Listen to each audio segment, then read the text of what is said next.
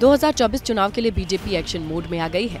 अगले साल होने वाले चुनाव में हैट्रिक के लिए पदाधिकारियों को जीत का मंत्र दिया जा रहा है।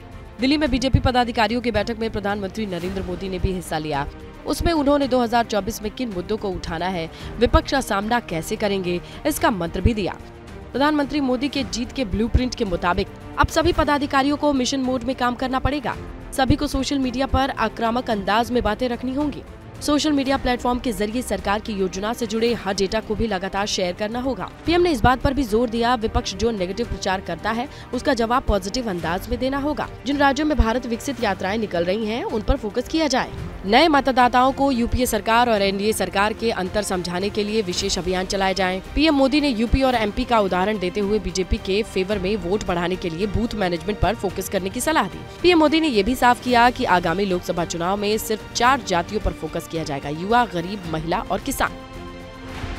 बीजेपी ने 2024 के लोकसभा चुनाव के लिए नहीं हकीकत बुनते हैं, इसीलिए सब मोदी को चुनते हैं का नारा दिया है। अब बीजेपी ने इस नारे के जरिए फिर से नैरेटिव को हवा दे दी है, जहां पर मुकाबला मोदी बनाम कौन रहने वाला है। अब तक एक तरफ बीजेपी एक्शन मोड में दिखाई दे रही है, वहीं दूसरी तरफ इंडिया गठबंधन अभी तक सीट शेयरिंग पर कोई भी फैसला नहीं ले पाई है। इसके ऊपर कई राज्यों में अभी भी पार्टियों के बीच तनातनी का दौर जारी है। विपक्ष का एक ओर जहां अभी तक ये नहीं तय हो पा रहा कि उनके इंडिया गठबंधन का संयोजक कौन होगा, पीएम का उम्मीदवार कौन होगा, किस राज्य में कौन कितनी सीटों पर चुनाव लड़ेगा। हालांकि गठबंधन के नेता जल्द ही सभी मुद्दों पर सहमत होने की बात कह रहे हैं कि हम सब मिलकर अपने संविधान को बचाने के लिए 2024 में भाजपा जो तानाशाहों की सरकार है उनको रोकने का काम करें। बीजेपी की तरफ से 400 पार का नारा दिया जा रहा था, अब आप लोगों को लगता है कि